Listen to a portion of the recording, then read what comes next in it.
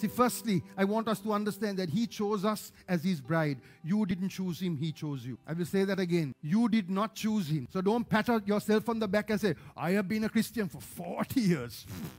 If He makes you feel the way He did when you first met Him. If you're not, then can I tell you something is missing? Or maybe you never fell in love with Jesus. And it's time to fall in love. I like this because, in this story, the two main characters, there are three groups of people who speak. One is the Shulamite woman, the beloved, who I believe is the Lord. And then you find the daughters of Jerusalem. Now, the Shulamite woman was not royalty. The beloved was royalty. He was a king. This story is not about royalty meeting royalty. It's not about king marrying a queen, but a king marrying a woman that is out there, a Shulamite. She was not a princess. She was just a young woman who worked in the fields. And that gives me hope, doesn't it? That our king, he's not looking in the places you and I would expect him. Think about it. I'm talking to those of you who disqualify yourself. He's not looking for this, for his bride in other palaces, but he's talking to a bride in the field.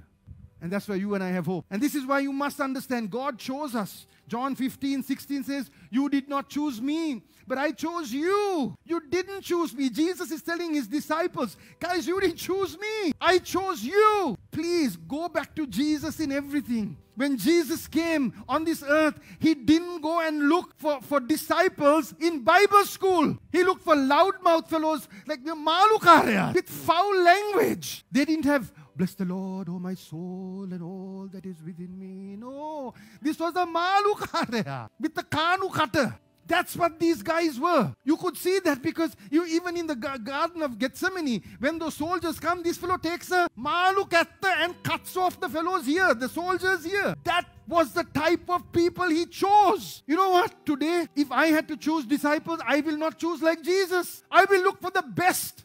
I will look for the one that has the best knowledge of the Lord. I would look for the most anointed. I will look for the most this. I will look for the most that. And I will tell the others, give them some time. As a pastor, I have to be nice. So I said, just not, maybe not now.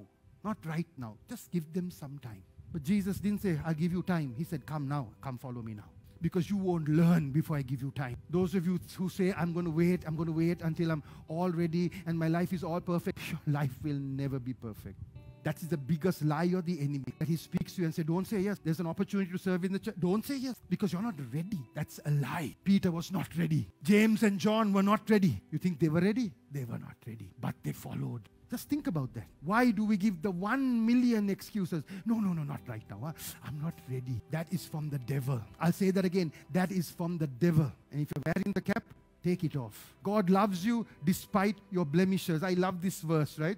Don't look upon me because I am dark, because the sun has tanned me. My mother's sons were angry with me. They made me the keeper of vineyards, but my own vineyard I have not kept. That I didn't have chance to look up, to beautify myself and to look nice because I've been out there working. You see, when the beloved chose, when the Lord chooses you, He doesn't see, oh, I'll wait till they're in the best version of themselves, then I'll call them. I'm not going to wait till they're the best, this or the best that. And when they've reached a certain point, then I'll call them. No, that's not how the beloved works. He looks and He sees you just the way you are. Because when He sees you, He doesn't see all the blemishes. He sees you as what you're supposed to be. So He sees you. So when He looks at you, He's like, this is a beautiful one. Here's another beauty. Remember, we are created in His image and likeness. We were created by God. So when He looks at you and me, you and I see all the dirt. We see the muck. But He looks and says, I know what. Oh my gosh, they have no idea what they are they? Let me just love them and show them who they are. Give them that identity. See, one conversation with the Lord in that cave, Gideon comes out a different man, doesn't he? Where is the Lord? Where are all the good things? I'm going to be hiding in the cave because I've lost. So suddenly, man is out. He's leading an army to battle because of one encounter with God. Beloved, there is an open heaven.